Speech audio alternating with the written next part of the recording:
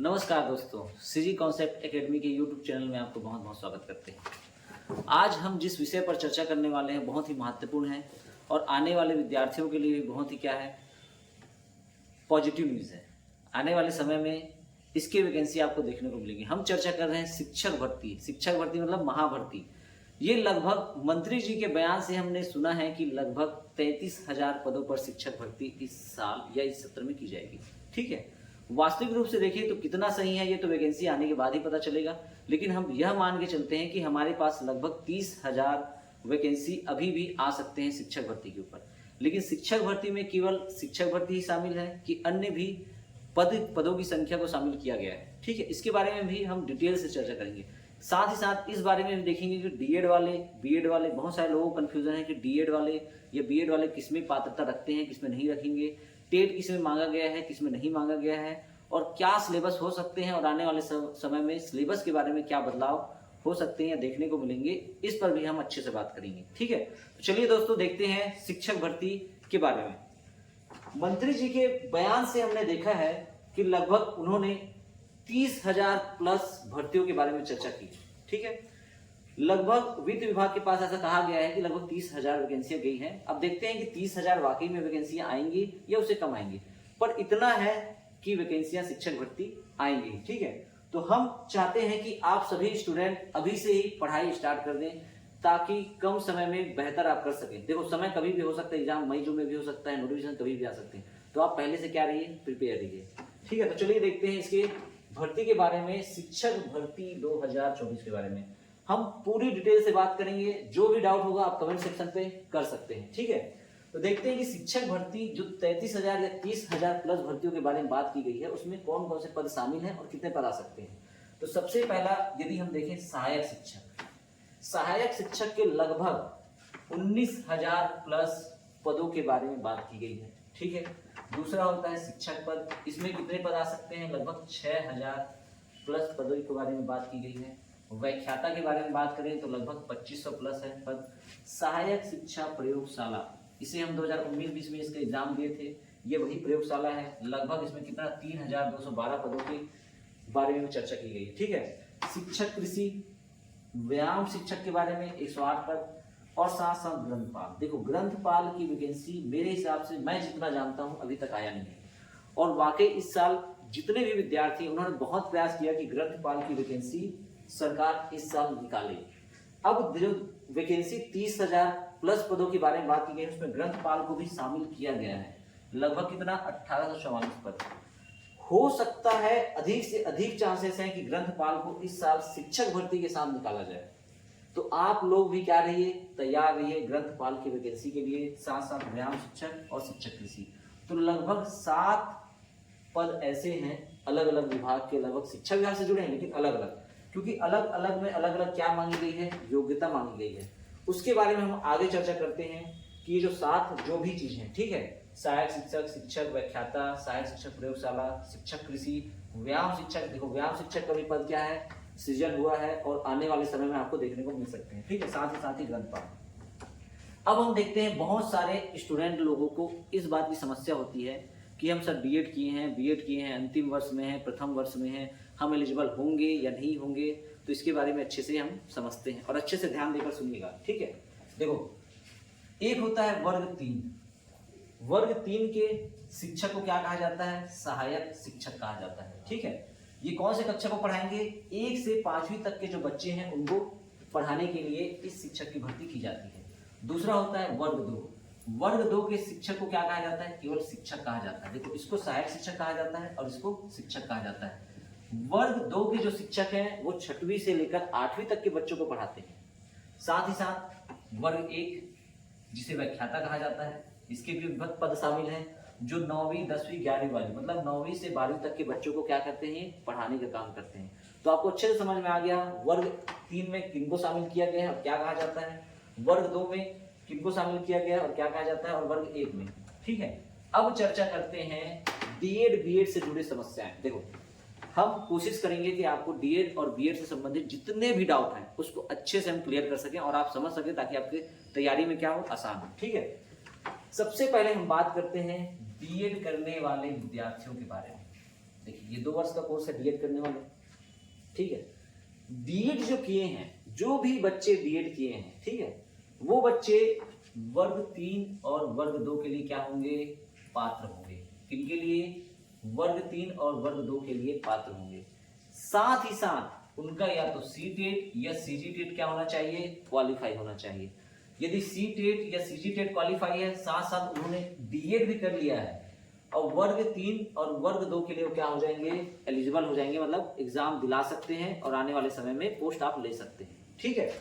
लेकिन देखो ये आवश्यक है, आवश्यक कहने का मतलब सीटेट या फिर सीजीटेट या आप दोनों निकाल लीजिए, जो भी आपकी क्षमता है उस आधार पर, तो ये निकालना आवश्यक है। साथ ही साथ आपके पास डीएड होना आवश्यक है।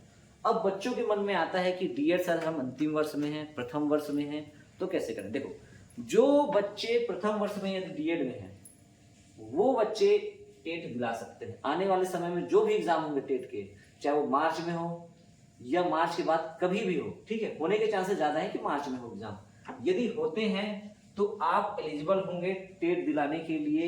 यदि आप बीएड के चाहे फर्स्ट ईयर में हो, सेकेंड ईयर में हो, किसी भी सेमेस्टर में भी हो, आप क्या होंगे, एलिजिबल होंगे। लेकिन अगर आप बीएड के अंतिम वर्ष में हैं, ठीक है, तभी आप पात्र होंगे किसके लिए, वर्ग 3 और वर्ग 2 के लिए। लेकिन इसमें भी क्या है, क्राइटेरिया है। आपका जो रिजल्ट है अंतिम वर्ष या अंतिम सेमेस्टर का जो रिजल्ट है वह वेरिफिकेशन से पहले आना चाहिए। वेरिफिकेशन से पहले आ जाता है तो आप क्या हो जाएंगे, पात्र हो जाएंगे, ठीक है। और मोस्टली यही देखा गया है कि सरकार भी यही चाहता है कि आपका जो रिजल्ट है, ये एग्जाम ऐसे समय रख दिया जाता है जब आपका रिजल्ट क्या हो, आपके पास आ जाता हो। और मुझे ऐसा लगता है कि सरकार, जैसे अभी मंत्री जी का हम बयान सुने, उन्होंने कहा कि हम इस सत्र में ही भर्ती दे देंगे, मतलब सितंबर या अगस्त तक आपको भर्ती मिल जाएगी। तो होता ही है कि बीएड के अंतिम वर्ष में, डीएड के अंतिम वर्ष में क्या हो जाएगा, आपका रिजल्ट आ जाएगा। तो देखो क्या है, आपके पास बीएड के जो भी बच्चे अंतिम वर्ष में हैं या अंतिम सेमेस्टर में हैं, वो एलिजिबल हैं एग्जाम दिलाने के लिए। लेकिन उनका जो मार्कशीट है, ठीक है, जो प्रमाण पत्र है, वो कब तक आ जाना चाहिए, वेरिफिकेशन से पहले तक आ जाना चाहिए। अब बात करते हैं बीएड वालों के लिए। देखो लगातार इस बात में चर्चा चल रही है कि बीएड वाले आखिर वर्ग 1, वर्ग 2, वर्ग 3 किसके लिए एलिजिबल है, ठीक है। पिछले साल ही हम सुने कि सुप्रीम कोर्ट का बयान, सुप्रीम कोर्ट ने स्पष्ट तौर पे कहा था कि जो बीएड वाले स्टूडेंट हैं, ठीक है, वो वर्ग 3 के लिए एलिजिबल नहीं माना जाएगा। जस्ट इससे पहले जो शिक्षक भर्ती एग्जाम हुआ उसमें शामिल कर लिया गया था। कारण ये था क्योंकि राजपत्र में प्रकाशित नोटिफिकेशन सुप्रीम कोर्ट के फैसले से पहले आ चुका था, इसलिए सरकार ने क्या किया, एलिजिबल कर दिया था पिछले साल। लेकिन इस साल ऐसा नहीं होने वाला है। हम बिहार में देख सकते हैं एग्जाम के तौर पे, वहां भी वही चीज किया गया कि बीएड वालों को वर्ग 3 के लिए एलिजिबल नहीं माना गया है।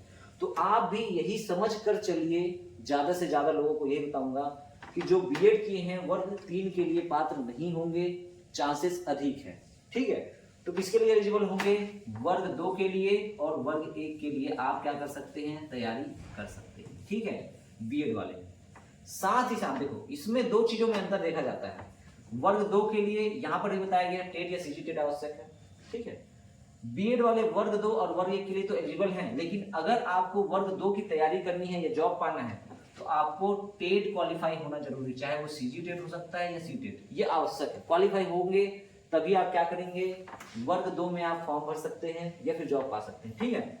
वर्ग 1 में थोड़ा सा योग्यता को परिवर्तन किया गया है, जैसे पीजी होना चाहिए, पोस्ट ग्रेजुएशन आपको स्नातकोत्तर बोलते हैं, मास्टर डिग्री होनी चाहिए आपको किसी भी विषय पर। जिस विषय के लिए आप पात्र होंगे उस विषय के लिए आपके पास क्या होना चाहिए, पीजी होना चाहिए। साथ ही साथ इसके लिए टेट आवश्यक नहीं है, इस चीज को ध्यान दें। जिनका टेट नहीं भी निकलता है, अगर वो मास्टर डिग्री किए हुए हैं, अगर उनके अनुसार उनका पोस्ट आता है तो आप क्या होंगे, वर्ग 1 के लिए एलिजिबल होंगे। लेकिन इसमें बीएड होना आवश्यक है। तो मुझे लगता है बच्चों आपने अच्छे से समझ गया होगा कि क्या चीज के लिए क्वालिफाई चाहिए, क्या के लिए योग्यता नहीं होनी चाहिए, क्या के लिए क्या होनी चाहिए। मैंने अच्छे से सरल शब्दों में समझाने का प्रयास किया, ठीक है। अब हम जब आगे देखेंगे इसके बारे में, सिलेबस के बारे में बात करते हैं। देखो हमने जो चर्चा कर ली योग्यता के बारे में, सारी चीजों में, सिलेबस आखिर क्या होगा। देखो अगर हम पिछली बार के सिलेबसों के बारे में बात करें तो हम उसी के आधार पर हम बात कर सकते हैं। जब तक नोटिफिकेशन वास्तविक रूप से नहीं आ जाता तब तक हमारे लिए सिलेबस यही है। इसलिए यही है क्योंकि हम चाहते हैं कि आप अभी से तैयारी कीजिए अच्छे से। अभी से तैयारी करेंगे तो आपका तैयारी बहुत अच्छा हो जाएगा। और सिलेबस में चेंजेस लगता नहीं है वर्ग 3 के लिए खासकर। देखो ये सहायक शिक्षक पद के लिए है, तो सहायक शिक्षक पद के लिए सिलेबस तो मुझे नहीं लगता कि इसके अलावा और बदलना चाहिए, क्योंकि लगातार जितने भी एग्जाम हुए यही सिलेबस रहा है। ठीक है, लगभग 150 अंकों का इसमें प्रश्न होता है। अब मैं आपको बताना चाहूंगा कहां से कितने प्रश्न पूछे जाते हैं। ठीक है, देखो सबसे पहला होता है सीडीपी, बाल विकास एवं शिक्षा शास्त्र के बारे में। 30 अंक के आते हैं, सबसे ज्यादा वेटेज देखो 30 अंक। 30 अंक के क्वेश्चन आ गए, पहला चीज। ठीक है, दूसरा सामान्य हिंदी। सामान्य हिंदी का भी देखो 25 नंबर का है, तो आपको सामान्य हिंदी भी अच्छे से तैयारी करना है। साथ साथ सामान्य अंग्रेजी रखा गया है जो कितने नंबर का है, 25 नंबर का है। ठीक है, गणित 30। बहुत सारे लोगों को ये रहता है सर हम गणित वाले नहीं हैं, हम साइंस वाले नहीं हैं, हमसे गणित नहीं बनता है। देखो आपको पोस्ट पाना है, क्योंकि लगातार शिक्षक भर्ती में भी कंपटीशन बढ़ रहे हैं, तो आपको गणित में कुछ नहीं तो कम से कम बेसिक चीजें आपको पढ़नी होगी। और आप अभी से तैयारी कीजिए, हमारे कोचिंग से जुड़िए। हमारे कोचिंग में मैथ्स के अच्छे टीचर हैं, साइंस के अच्छे टीचर हैं, हिंदी के अच्छे टीचर हैं और बाल विकास के अच्छे टीचर हैं, उनसे आप गाइडेंस लीजिए। ठीक है, तो यहाँ पर गणित 30 मार्क के हैं। ठीक है, पर्यावरण अध्ययन शामिल किया गया जो 20 नंबर का है। ठीक है, हम ये भी बताएंगे कि आपको क्या चीजों से पढ़ना पड़ेगा तो आपका नंबर बढ़ेगा। साथ ही हमारे सिलेक्टेड जो पर्सन है इस कोचिंग इंस्टीट्यूट से जो सिलेक्ट हुए हैं, उनके हम मार्गदर्शन से आपको बताएंगे कि और आप क्या बेहतर कर सकते हैं। साथ ही साथ कंप्यूटर संबंधी ज्ञान, कंप्यूटर संबंधी ज्ञान 10 नंबर का है। सामान्य ज्ञान, देखो सामान्य ज्ञान में आप ये समझ सकते हैं कि लगभग 10 क्वेश्चन आने हैं। 10 क्वेश्चन में इतने सारे सिलेबस शामिल है, इतिहास है, भूगोल है, संविधान है, इकोनॉमिक्स है। ठीक है, ये सब चीजों को शामिल कर लिया गया है। तो आप ये है कि अगर आप पहले कभी पढ़े हैं तो ये आपका काम आ जाएगा, क्योंकि देखो इतना बड़ा सिलेबस आप पढ़ेंगे तो कितना 2 महीने 3 महीने लग जाएंगे। ठीक है, तो आप कम से कम बेसिक बुक आपको बताया जाएगा कि आप कहाँ से पढ़ सकते हैं और 10 नंबर की तैयारी कम समय में कर सकते हैं। ये है सहायक शिक्षक पद हेतु क्या है सिलेबस, और ये पिछले साल का है, अभी नया नोटिफिकेशन नहीं आया है। नया नोटिफिकेशन आएगा तो और सिलेबस के बारे में हम डिटेल चर्चा करेंगे। उम्मीद है कि यही सिलेबस होगा सहायक शिक्षक के लिए। ठीक है, तो आप लोग इसी पर फोकस कीजिए और अच्छे से तैयारी कीजिए। अब आते हैं शिक्षक पद हेतु। देखो शिक्षक पद हेतु में यदि हम मंत्री जी का बयान सुनते हैं तो उन्होंने कहा कि हम विषयवार भर्ती लेंगे। पिछले साल की यदि भर्ती को हम देखें तो विषयवार भर्ती नहीं हुआ था, सामान्य रूप से हुआ था, सभी को एक साथ शामिल किए थे। विषयवार कहने का मतलब है जो साइंस वाले हैं वो साइंस पद के लिए जाएंगे और जो आर्ट्स वाले हैं वो आर्ट्स पद के लिए जाएंगे। तो दोनों में क्या हो जाता है, डिवाइडेशन हो जाता है। तो हो सकता है यदि विषयवार अगर चयन प्रक्रिया करते हैं, भर्ती लेते हैं, तो आपका जो सिलेबस है उसमें कुछ परिवर्तन हेर फेर थोड़ा बहुत दिखाई दे सकता है। हम उस पर भी चर्चा करते हैं। देखिए शिक्षक पद हेतु भी कितने 150 अंकों का प्रावधान किया गया। 150 अंक के क्वेश्चन आएंगे। अब कहां से आएंगे, तो लगभग 7 सेगमेंट से आएंगे क्वेश्चन। कितने, 1 2 3 4 5 6 7 सेगमेंट से। ठीक है, 7 विषयों से आपको क्या करना है, तैयारी करना है। सबसे पहला बाल विकास एवं शिक्षा शास्त्र सीडीपी, ये भी कितने अंक हैं, 30 अंक हैं। जो सहायक शिक्षक में है उसमें भी 30 अंक बताए गए हैं। सामान्य हिंदी भी 25 है। ठीक है, सामान्य अंग्रेजी भी 25 नंबर के बताए गए हैं। देखो अब यहाँ पर आता है, ध्यान दीजिए, यहाँ पर आता है गणित और विज्ञान। एक ये सब्जेक्ट हो गया और दूसरा है सामाजिक विज्ञान। हो सकता है यदि विषयवार किया जाए, क्या किया जाए, विषय बाध्यता किया जाए। विषय बाध्यता यदि करेंगे, ठीक है, विषय बाध्यता यदि करते हैं कि विषय को यदि बोला जाएगा कि हम विषय बाध्यता लेंगे, चांसेस जब तक नोटिफिकेशन नहीं आएंगे हम केवल क्या कर सकते हैं, उम्मीद कर सकते हैं कि क्या हो सकता है। बयान से सुनने में यही लग रहा है कि विषय बाध्यता हो सकती है। ठीक है, तो फाइनली जब नोटिफिकेशन आएगा इस पर और चर्चा करेंगे। तो हम बस देख लेते हैं यदि विषय बाध्यता होती है तो सिलेबस में किस प्रकार के चेंजेस दिखाई देते हैं। ये पिछले साल का सिलेबस है जो पिछले सत्र में शिक्षक भर्ती का पद हेतु क्या हो गया था, भर्ती हुआ था, वही सिलेबस है। अगर कोई साइंस वाला स्टूडेंट है, कौन सा वाला स्टूडेंट है, साइंस वाला स्टूडेंट है, ठीक है, उसमें देखो नॉर्मली 30 अंक के लेते हैं अगर सबको समान रूप से दिया जाए, और समान अध्ययन 20 अंक के देते हैं। ये हो सकता है कि यदि साइंस वाला कोई स्टूडेंट है 30 मार्क्स के हैं तो ये 20 नंबर इसमें जुड़ जाएंगे और लगभग ये 20 नंबर होंगे, कितने अंक के बना लेंगे, 50 नंबर होगा। किनके लिए, ये साइंस वाले विषय वाले स्टूडेंट के लिए, ठीक है, अगर विषय बाध्यता होती है। यदि वो आर्ट वाले स्टूडेंट हैं तो आर्ट वाले स्टूडेंट है तो जो साइंस वाले हैं उनको हटाकर क्या कर दिया जाएगा, ये 30 अंक इसमें जोड़ दिया जाएगा और इसे 50 अंक का बना दिया जाएगा, चांसेस ज़्यादा है। ठीक है, जब सिलेबस अच्छे से आएगा तो हम अच्छे से डिस्कशन करेंगे। अभी हम पिछले सिलेबस के अकॉर्डिंग या अन्य एग्जाम इससे पहले हुए हैं, विषय बात था, उसके आधार पे हमको क्या कर रहे हैं बताने जा रहे हैं। ठीक है, साथ ही साथ कंप्यूटर संबंधी सामान्य ज्ञान 10 नंबर। सामान्य ज्ञान की बात करें, ये भी कितने नंबर के 10, टोटल होते हैं 150 नंबर। ये सारे क्या है सिलेबस हैं। ठीक है, मैं आपको बताना चाहूंगा कि सहायक शिक्षक हो या शिक्षक पद हेतु हमारी जो संस्थान है 15 तारीख से 15 फरवरी 2024 से नया बैच स्टार्ट कर रही है। शाम का बैच रहेगा। ठीक है, तो हम चाहते हैं आप ज़्यादा से ज़्यादा जुड़िए ताकि आप लोग एक इस पढ़ाई के माहौल में बेहतर शिक्षा से जुड़ सकते हैं और एक शिक्षक पद के लिए क्या कर सकते हैं, आप पोस्ट पा सकते हैं। ठीक है, हमारे यहाँ हर सब्जेक्ट के लगभग अलग अलग टीचर हैं और सब स्पेशलिस्ट हैं। हमारे चाहे सूर्या सर हो, हमारे विनय सर हो, अनु सर हो या अरुण सर। ठीक है, तो आप क्या करें, इनसे बेहतर तरीके से आप गाइडेंस ले सकते हैं। ठीक है, और इसके बारे में हम लास्ट में और चर्चा करेंगे कि क्या फीस हो सकती है और क्या क्या चीजें इसमें हम कर सकते हैं बेहतर। लेकिन हमारा एक चीज और बचा है, वर्ग 1 के व्याख्याता के लिए। देखो पिछले साल भी व्याख्याता का पोस्ट आया हुआ था। ठीक है, हो सकता है इस बार 8 वालों को दे या ना दे, ये तो नोटिफिकेशन आने के बाद ही पता चलेगा।